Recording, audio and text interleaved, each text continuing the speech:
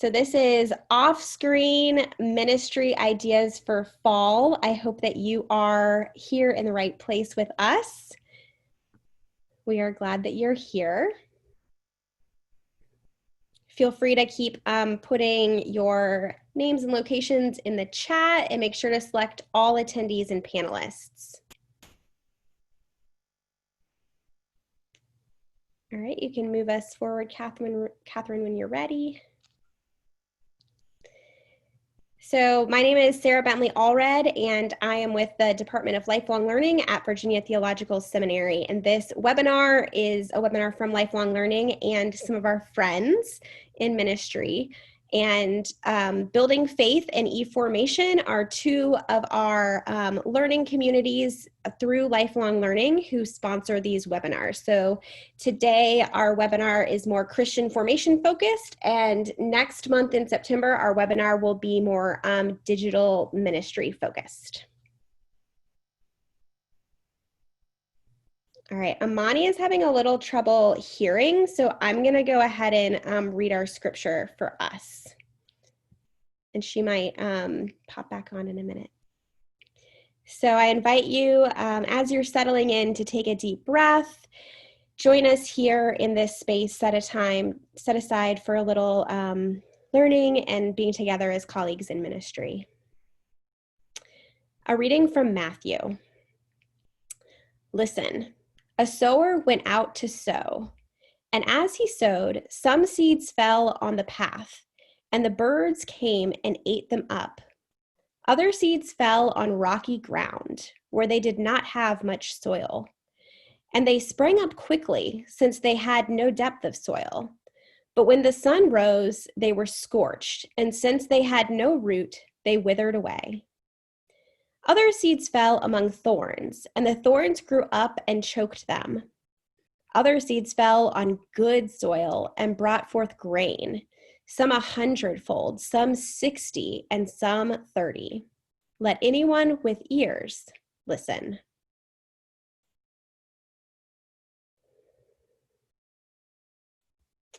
Let us pray. Ancient gardener, your holy word is planted in our hearts as good seed in fertile soil. So nurture us that we may bear fruit abundantly. Amen.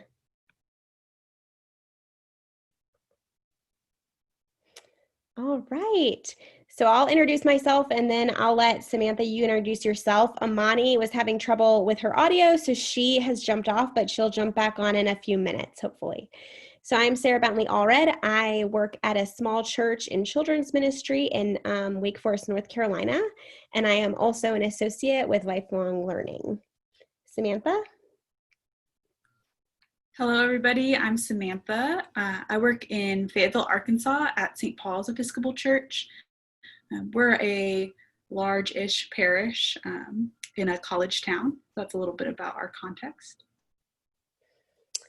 And we will let Imani introduce herself when she pops back on. So maybe, Catherine, do you want to go forward after? First, I'm going to do why this webinar, I think. Here's what we're talking about today. So we might rearrange our order a little bit, but we're going to talk for a minute about why this webinar. And then each of our panelists will share for a few minutes about some off-screen ministry ideas that they have seen, heard, and implemented in their own contexts. And then we have time for questions and a few resources at the end. So we'll start with why this webinar. So like many of you, I have really delved into digital ministry in a new way since March. And these offerings, from what I've seen, have been really meaningful and important to folks around my church community and in other church communities. They're a great place to sort of anchor our ministry and to build community. However, they're also limited in a number of ways. People of all ages seem to be screen overloaded. They have Zoom fatigue or just screen fatigue. Some folks are uncomfortable with technology. And for some, specifically for some families in my context, digital things just don't work as well for their learning style.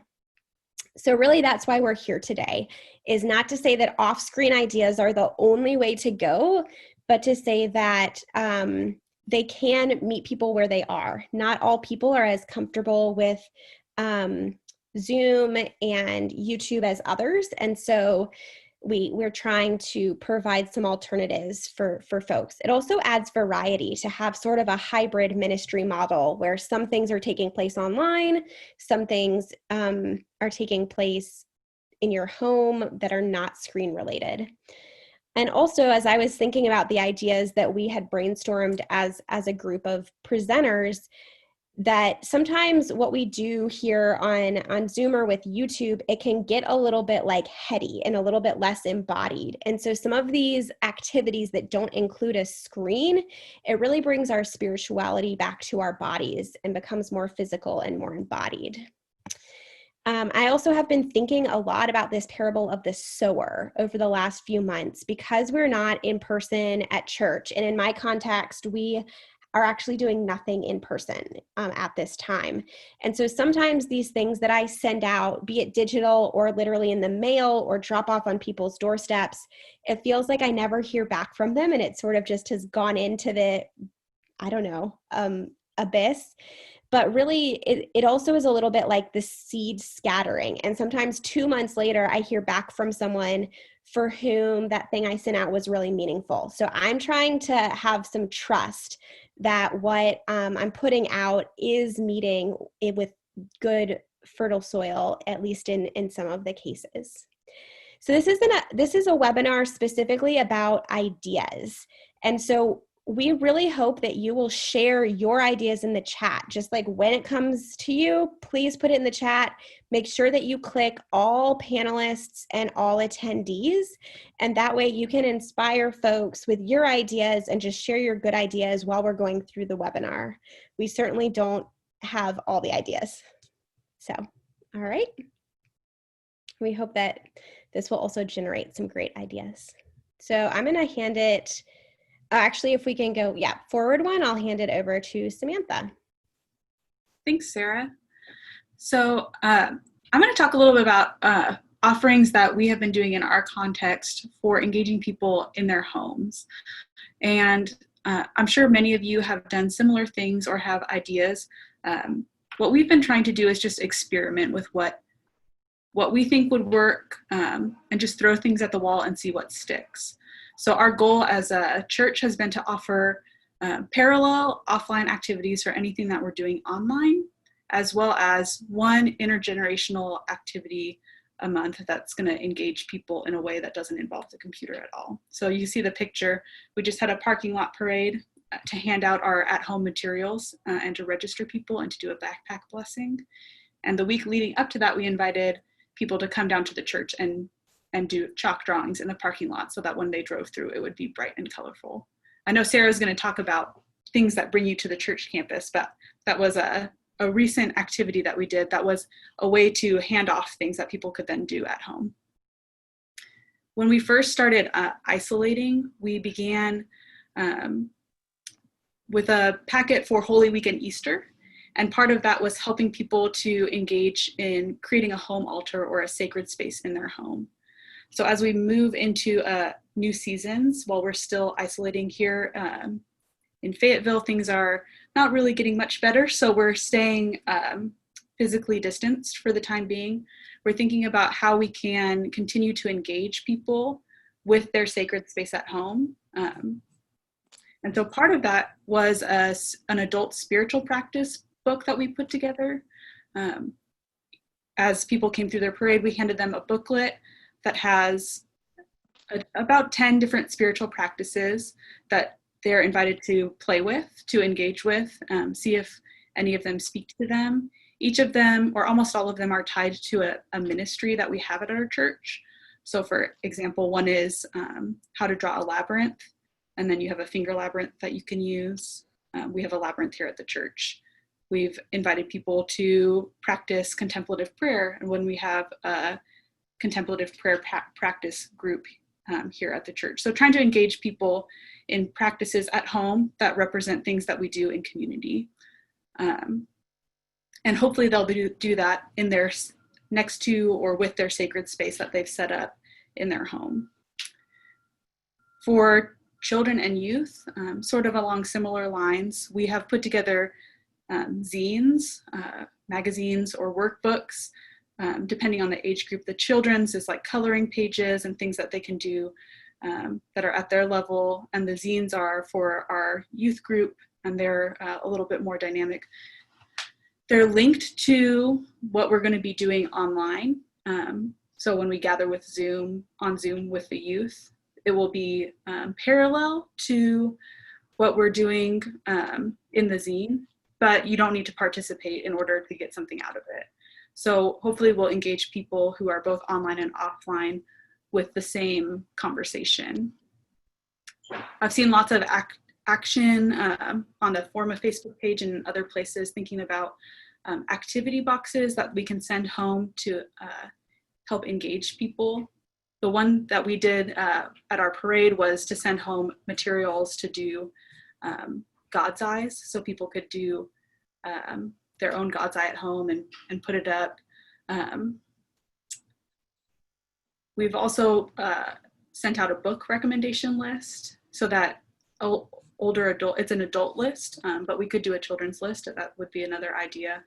But we have a book recommendation list of things that we think would help our congregation to grow in faith in time when we're separate, that wouldn't involve having to show up for a Zoom meeting to discuss it or anything like that, just something that they could engage with at home. And then the last thing that I'll talk about is our future idea. This is our latest, like this is something that we could do, is to do driveway pastoral appointments. So to offer several times a week when two of us, so myself and the youth minister, or myself and the choir director, could go to visit with youth in their driveway outside, just to try and connect off the screen in a way that follows Safe Church guidelines, but also is more than just like, here's something for you to do for yourself, but just to connect with people of the church. You want to show some of the pictures on the next slide. These are some other things we've done, which might tie to what Sarah's going to talk about. We had a prayer ribbon activity where we invited people to come put prayers up on the fence. So you see a picture of that. You see our little booklets that we handed out. There's me handing people things in their cars at our parade. And then right when the pandemic started, we invited people to make cardboard cutouts of themselves and put them in the church pews.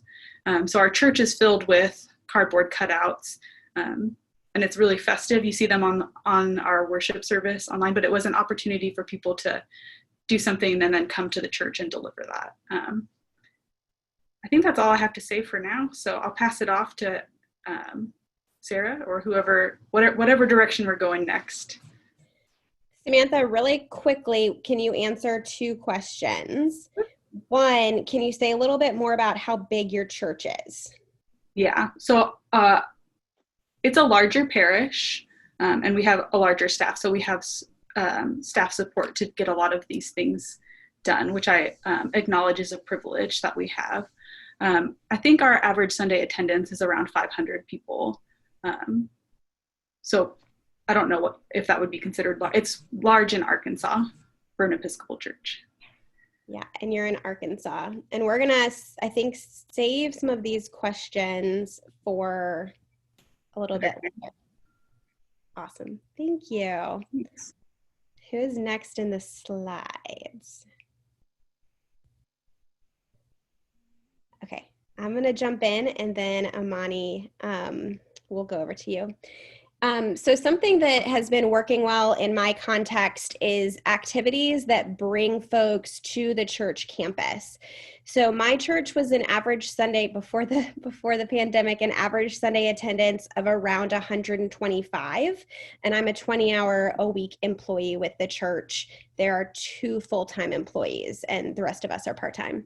So basically what we have done is we realized that people were missing the sacred space. And even though they couldn't go inside the church, we happen to have a church campus that has some space around it, some gardens and some benches. And we also have a breezeway, so sort of a walkway that's like open air, but it is covered. And so the first thing that I did was setting out 2 containers that look very much like the one in the picture. And one had a bunch of rocks just from Michael's, like smooth rocks about this big. And the other had a bunch of paint pens. And I invited, it also had something laminated on the top that gave some instructions and some prayer. And so I invited anybody in the congregation to come in to make a prayer rock specifically for deceased pets. We had a number of families who lost pets, but this could also be prayer rocks for any other sort of occasion or just prayer. And then I invited them to find a special place on our campus to leave their rock, and they could come back and visit it. And that was really well received. I loved getting pictures of folks coming and painting their rocks and what their rocks looked like afterwards. And it's fun to walk around the campus and see the rocks that are left there. Samantha and I both did a prayer ribbon activity where really we just left out some ribbons and invited folks to come to the church and to pray with the ribbon. I also had some Sharpies where people could write on the ribbon. And then we have big columns. So people tied the ribbons around the columns. In my context, Samantha, you have a really nice like wrought iron fence that people tied ribbons to. But another way to do this would be like a chalkboard and having chalk available for people to write their prayers.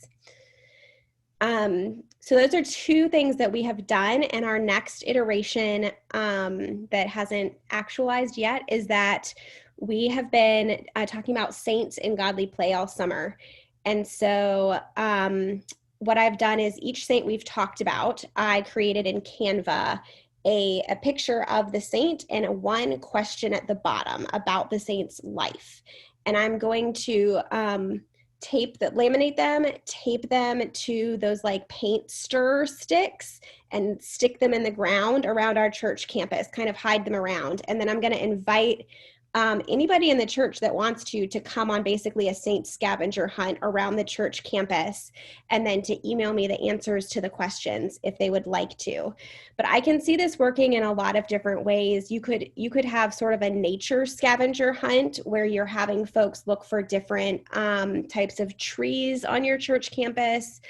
There's also in our resources, there is a love scavenger hunt from Episcopal Relief and Development. So that's another idea. We also happen to be making a quilt in my congregation for a preschool. We're not reopening our preschool. And so we are making a quilt for our preschool director. And one of the options was we can either mail you your quilt square to decorate at home, or we will set up a station at the church, like a table and a box with the materials so that people can come and decorate their quilt square and leave it for us. We've also had an active gardening group at our church over the summer. And another idea that came from a friend, it's not original, thinking about ways that we grieve and mourn the many losses that are happening in our lives right now. A friend was remembering the tradition of rock cairns, which are like piles of rocks that are often put around burial sites. And she was envisioning inviting folks to bring a rock and to lay it in a specific place at the church as a physical manifestation of the losses that we are all facing in our lives. So just creative ways to use your church campus and encourage people to be in that space if it has some significance for them. And yes, I think we kind of already talked about decorating the parking spots, but that could really be done for any type of celebration or holiday that you could invite people to come decorate ahead of time and then invite people to come drive through.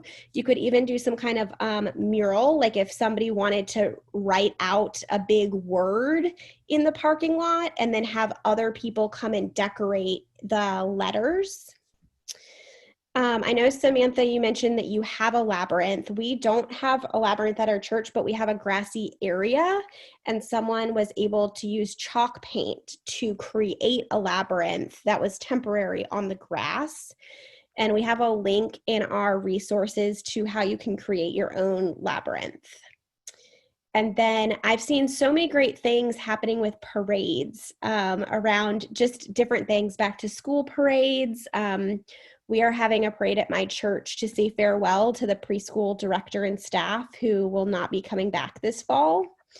So it is really an opportunity to see people in person in a low risk way that I think we could utilize in a lot of different ways, especially for the fall events that are coming up. Like if you're used to having something for Halloween, or you're used to doing something for St. Francis, using a parade might be a really good idea. I think that's all. Catherine, are there any, sorry, I didn't introduce Catherine, but my friend Catherine is in the background running our slides. Thank you so much. Are there any questions I should answer right away? Okay. We will definitely have time for questions. So I'm going to hand it over to Imani. And Imani, if you want to introduce yourself before you launch in, that would be great. Okay, great. Hi, everybody. I'm Imani Driskell, the Director of Children, Youth, and Family Ministry at St. Michael's in the Hills in Toledo, Ohio. I think our average Sunday attendance is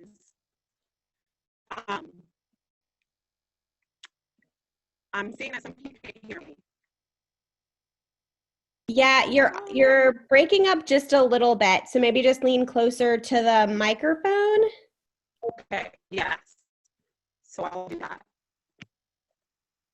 Okay. Is that better?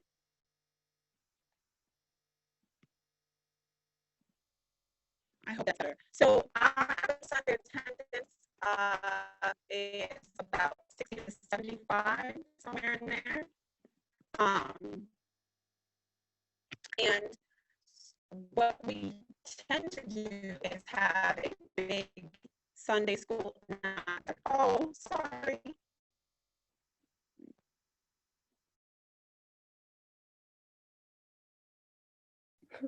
Let's try turning off your video.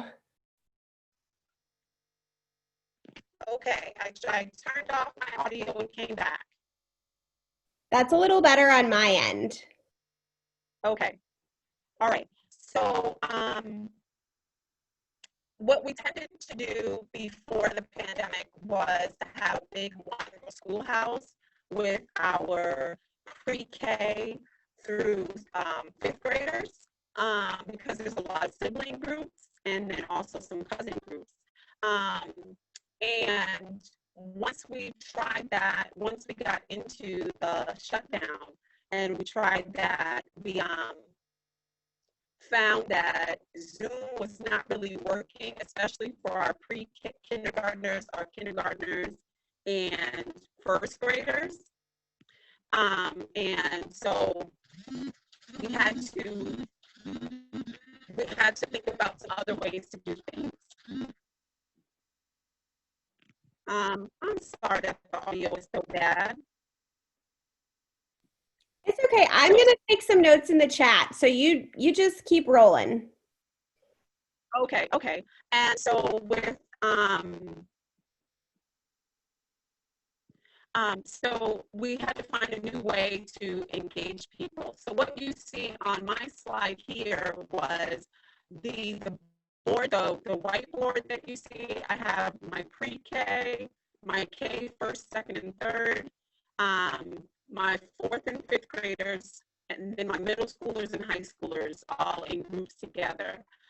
It's just first names, so we kept everybody safe with that. And then for my pre-Kers, you might not be able to tell, but I have them paint babies versus toddlers. So we have 2 really small babies, and then the other 3 pre-Kers are toddlers. And from there, I began to write handwritten letters. What you see, the bottom slide is just our letterhead for our church newsletter, Cross Currents. And sometimes I use that letterhead and then just write my letters. What I do is tailor it specifically to the children. So one of the babies in my pre-K group, the last time I saw her before the pandemic was Ash Wednesday. And when I was lighting the fire, you know, her eyes got big. She was very, you know, excited to see this flash of fire. So I wrote that in her letter. One of my kindergartners, James, our last story together was about, the gospel story was about Nicodemus. And so I wrote that in a letter. And what I found is that it becomes a touch point and provides pastoral care both to the children and their parents, especially that pre-K through third grade group, I would say, because I call parents and I tell them, you know, please look for a letter from me. And I wrote letters to all of the children in the parish, and that includes even your baby or toddler. So can you read it to them?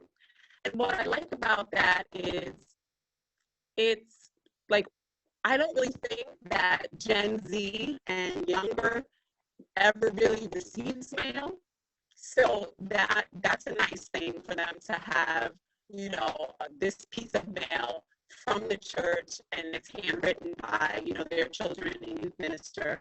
And then when I call parents, they're like, oh, that's so nice that you wrote this letter. And so we're able to talk and say, you know, well, how are you feeling in this time? What's working, what's not working? Here's a duty prayer. What can we do from there? Additionally, I add stickers on the letters, or sometimes just enclosed in the letters. I definitely use the illustrated ministry, You Are Loved Jesus stickers. Then I also have some stickers that I've got from Oriental Trading. And I just feel like it's another way to engage the senses. You get the vision, you have the tactile of touching the letter, seeing it, that whole thing. And it's become a thing now where some of the parents of the pre-K children actually go to the mailbox and they're like, oh, let's see if there's something from Imani today. So that's been a nice thing as well, where we keep up with one another. And then also thinking about how important the United States Postal Service is, I just added that in as a nice thing because, you know, it's a bulk mailer because we have about 15 kids from pre-K through high school. So, you know, we're using paper where, you know, I'm going to drop it off at one of the mail stations, and then I get a chance to talk to, you know, postal service workers and go from there. Thank you so much, Imani. I really love this. I'm sorry that some of you are struggling to hear. But when we met as a group to talk about this webinar, one of the things that you told us that I just loved was like getting that feedback from the parents that they actually take their kid and they walk to the mailbox together to look for a letter from you. And that just really stood out to me as a beautiful point of connection, that they are excited to get that letter. They're excited to stay connected with you and with the church, and that it's feeding both the parent and the child. And I just know when we get those like pictures or little videos of like, hey, I'm going to the mailbox to look for this letter from Miss Imani, like sometimes that's all the feedback we're getting right now from our parishioners. And so that's just so meaningful to get that feedback, that this has been really important. It has been meaningful. And the pre-K parents have been surprised. They're like, oh, you're going to write a letter to my little one? I'm like, yes, and I'm calling you for you to read it to them. So it's really been a blessing. And, you know, we've been able to just kind of chat. And I think I miss all the children, but especially those little pre-K ones who are just, looking around the service, or when they do come back to, the one-room schoolhouse Sunday school, they're just kind of, there, but they're looking at what the kids are doing. So it's really been a blessing to me, and I believe to the parents and children. Absolutely. Yeah. And I love even writing to the infants and toddlers. I think it's really good modeling on our part as faith formation leaders that you don't begin to matter when you turn 5 or 10 or 21. You begin to matter when you are created. And so it really helps model that importance of people of all ages. And what a great touchstone with those parents to call and to have a reason to call, and then to have that opportunity for prayer and conversation. So thank you so much for sharing that with us. Thank you. I apologize again for all these difficulties. It's okay. It's all right. We're all living through technical difficulties these days. So let's see. I think we're moving into, a time of questions. And my colleague, Catherine, has been keeping an eye on the questions in chat. So if you don't mind feeding us some of those questions that have come up, Catherine.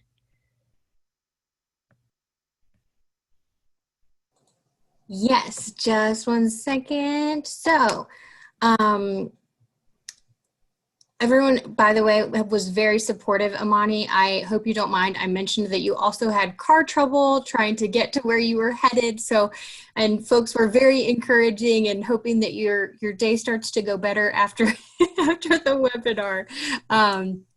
So we thank you for persisting, even though it was a little bit of a difficult journey getting through with us today. Someone did ask about how often you're sending your letters, Imani. So I send letters every 2 weeks. Every 2 weeks, yeah. And I would imagine, so I have significantly more than 15 in my group. I have sort of been doing like milestone cards. So like I sent everybody something around back to school, and then I'll probably choose like something like Halloween or something like a touch point that I can talk about in the letter.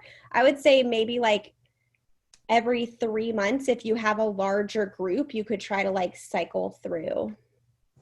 Right. Add to, after we had our preparation meeting for this, when Imani shared her letter writing, we decided we have more kids than we could write to every 2 weeks. So we're going to try to do old school chain mail, where we send a letter to a couple of kids per grade, and then they are to call us for the next address to send it on to and add to it.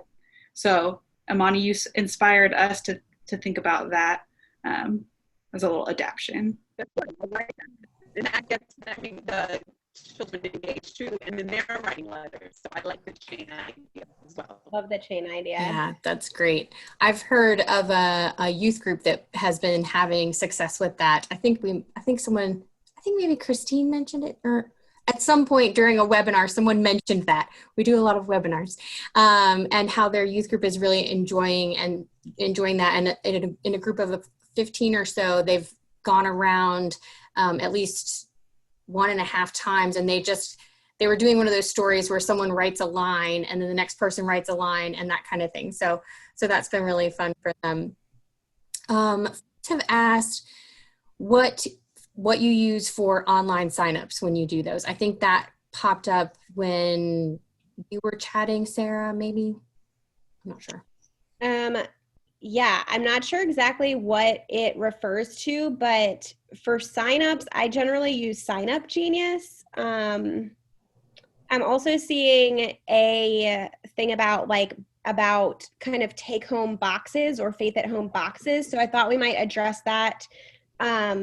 So I'll say what I've done, and then if anybody else wants to chime in on things they've heard or seen. I've seen some really great themed things, like like when Samantha was talking about sacred space, I've heard of some people sending home something that would include like a small cross like a small holding cross and like a candle and some prayer cards, and then some instructions for the family about how to set up a sacred space and like other items to include, like find a cloth, find etc. So I think sacred space is one idea. I've done work materials for Godly Play because that's the curriculum that we use with our children. And so again, I did the same idea with not putting all the things in, but like picking a few materials like clay and chalk and googly eyes stickers, and like putting that in and dropping it off with a list of here's other things that you could use for your work time. So that's 2 boxes that I've heard of. Imani or Samantha, you have other ideas?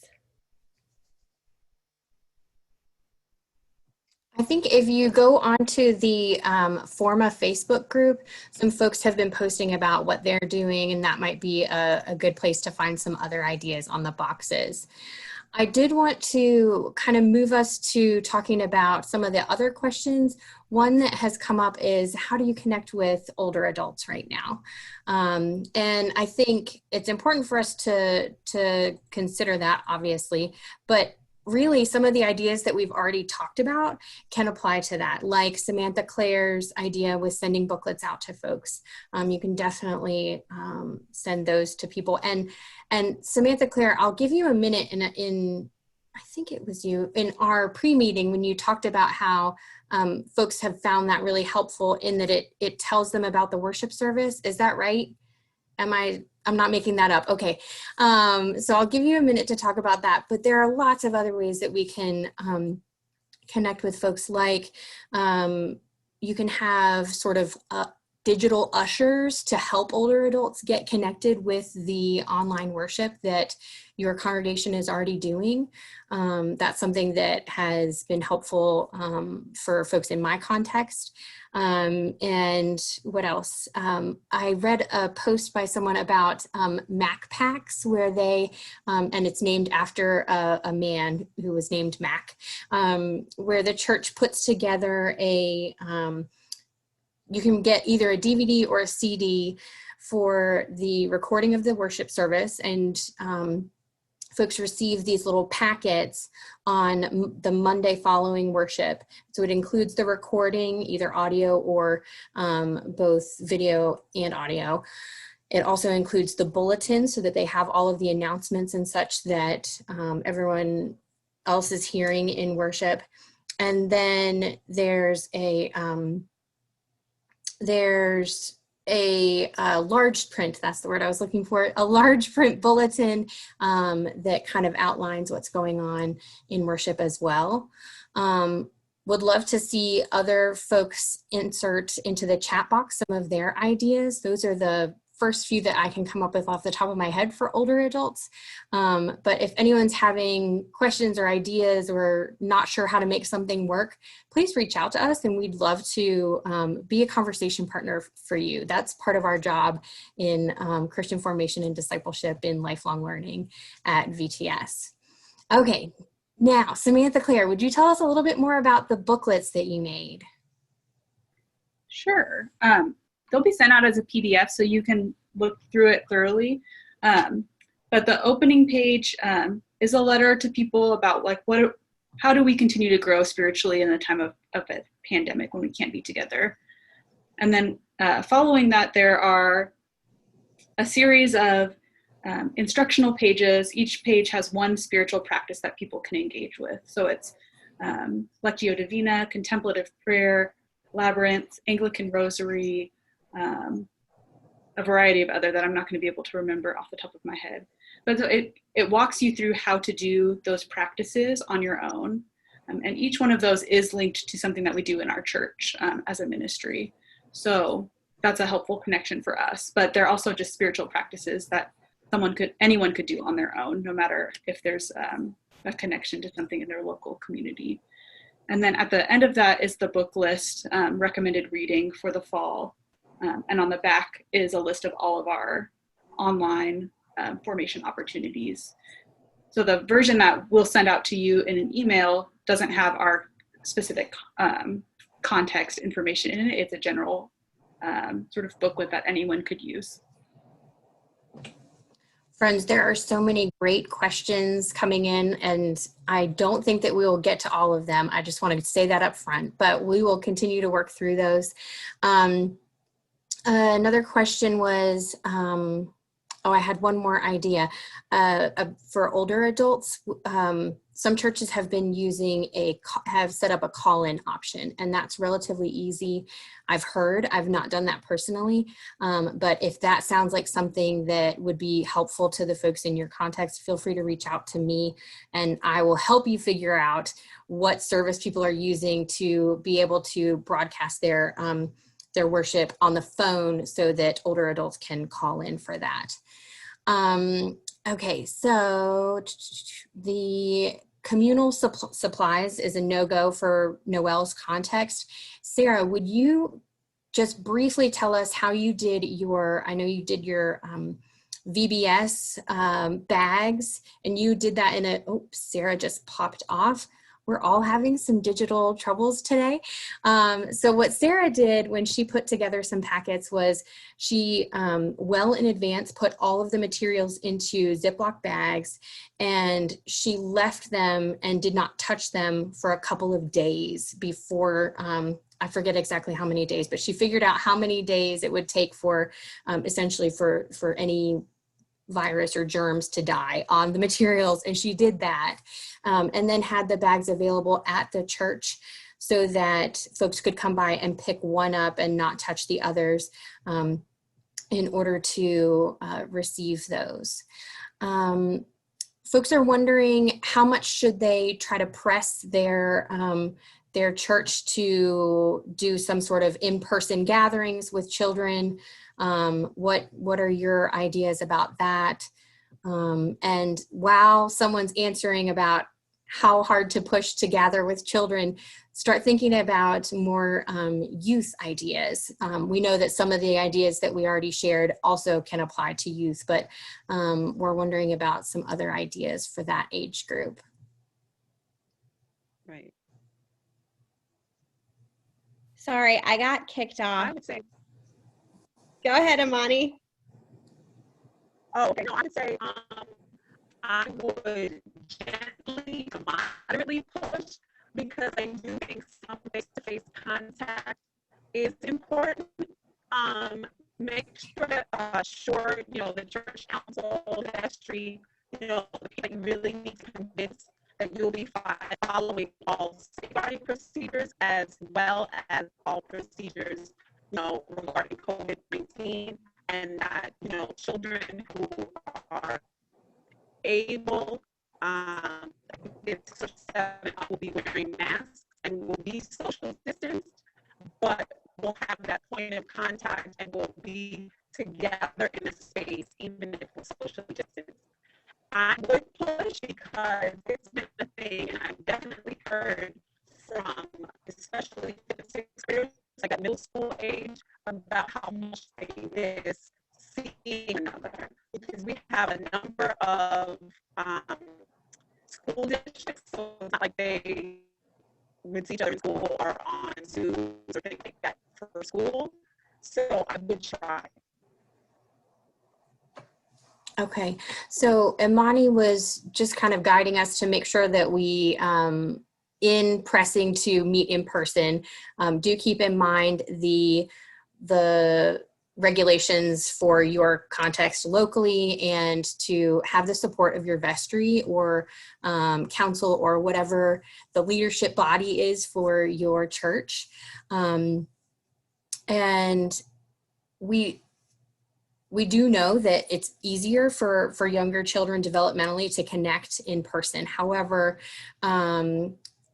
so obviously that's a reason to want to connect in person. However, there are definitely some barriers to that right now. I know that Sarah Bentley Allred has had real success in even doing godly play via Zoom, which I'll be honest, I wasn't sure about. Yes, we'll be saving the chat and sharing ideas with folks, so don't worry on that. Okay, some other questions about online registration. We already addressed that with Jump in on one question. Sure. Because I'm seeing one about volunteers, and sustainability is super important to me. I'm obsessed with the book Sustainable Youth Ministry. There's also one called Sustainable Children's Ministry. I think I've mentioned these in almost every webinar that I'm a part of for lifelong learning. And so sustainability is really important. I would say that one way of engaging folks in this work is specifically with the take-home boxes. We're planning to do one for Advent and for the season of creation coming up. And I'm planning to do some ordering of materials and then have a group of people that are going to divide them into the separate number of boxes or bags for the families and then hand deliver them to the people's houses. So each volunteer might have 3 or 4 addresses. And that, based on my church size, would work pretty well. But absolutely, I think it is essential to help make things sustainable. There is an article on building faith that I'll put in the chat about how to re-engage your leaders for digital ministry, but I think it's also important to think about these ideas too. Does anybody else want to touch on volunteers? Because I think that's important. We're having our volunteers come down to pre-record children's chapel videos. So I meet with them one-on-one, social distanced, masked, and record them and then produce a weekly children's chapel video that gets sent out so people can watch it at whatever time works for their family. But that's the main way that we're engaging our volunteers right now. And someone actually just put in the Q&A section for us a website that their colleague recommends for being able to put their live streaming available via telephone, and that's just phonelivestreaming.com. So pretty easy to remember, but we'll also add that to our list of resources that you'll receive in your email. Let's see. Sarah, what other questions should we pull out of here?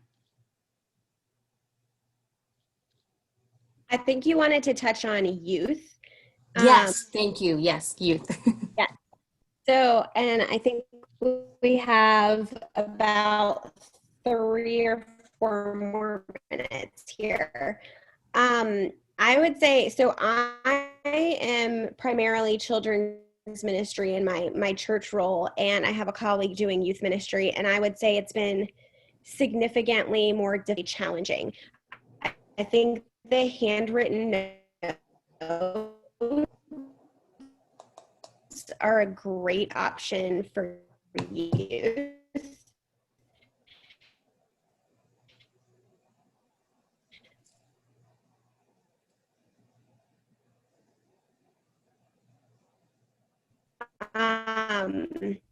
And I think that some of these activities that take place on a church campus can work well. I think that something like putting a lab paint, or actually bringing people, like putting it in chalk paint and then like asking people to come and put rocks down to like make the labyrinth together, something like that could be really intergenerational. Apparently I was breaking up. Can you hear me, Catherine? Yes, now we can hear you again. So you listed a couple of intergenerational ideas, like helping to put together the labyrinth. And what else were you mentioning, Sarah? Yes, I was just saying that it's really tricky with youth, I think, and some intergenerational stuff, yes, it is really tricky. And I was going to say, Samantha, do you have any other ideas? Just that we're just experimenting and seeing what works, but that we found that the most important thing is connection and people feeling lonely, especially teenagers feeling lonely. And so finding ways to connect with them directly, following safe church guidelines, of course, but we found that that's most important. I also don't work directly with youth. We have a youth minister, but that's been our main focus, is trying to connect. Awesome. Thank you all so much. I will say that my local church has started to do, like they had a fire pit and have roasted marshmallows together in a small group of youth. So that's another idea for a sort of in-person gathering, and having the fire pit in the middle provides a sort of natural barrier to getting too close to one another, if that's helpful to anyone. So many great ideas in the chat. We will definitely be capturing most of those, as many as we can, and share those with you. You should receive the follow-up email from us tomorrow. If by chance you don't, please don't worry. That just means that we're taking more time to gather the things, because you all offered so many great ideas in the chat. And we will definitely get those to you by Monday at the latest. And I'm trying to think what else. Oh, I did want to tell you about some of our upcoming things. Sarah, I hope you don't mind. I'm just going to tell folks, since we're having some audio issues at your house, hopefully mine is not having issues. We have a list of resources that you'll get, which you already know. Next month, we're having a webinar on live streaming. And there will be a link to that in the slides. You'll receive the slides as well. I also wanted to make sure that all of you know that we have open office hours to talk about Christian formation, to be a sort of sounding board or conversation partner for you every single week on Thursdays. Well, the week of Christmas, we usually take the Thursday off, but pretty much every week. And that's 1 to 2:30 p.m. And that link is also in the slides. We also have lots of other webinars and cohorts and coaching and things available through Virginia Theological Seminary's Lifelong Learning Department. And there's another link for you. On September 1st, we will have a webinar on Minding the Gaps, churches and schools in the midst of pandemic realities, to kind of brainstorm how churches and schools can work together to support families in this time where our education system is not, they don't have the same resources and abilities that we normally have. And how can the church potentially fill in some of the gaps that we see emerging? And last thing I want to tell you about, sorry, lots of information, is that on September 16th, we will have a webinar on planning worship for Advent and Christmas. We just want to help folks to start thinking that through now, because we know that our world will not be back to what it was last Advent by that time this year, but it will be a different season for us. Thank you all so much, and thank you for your patience with us with our technical difficulties today. I'm sure you all have experienced that, and we will look forward to seeing you next time. Thank you so much. Bye-bye. Thanks, Catherine. Thanks, Samantha. Appreciate you guys. I don't know why my internet connection was suddenly unstable. I'm going to go ahead and close us out, friends. Thank you so much.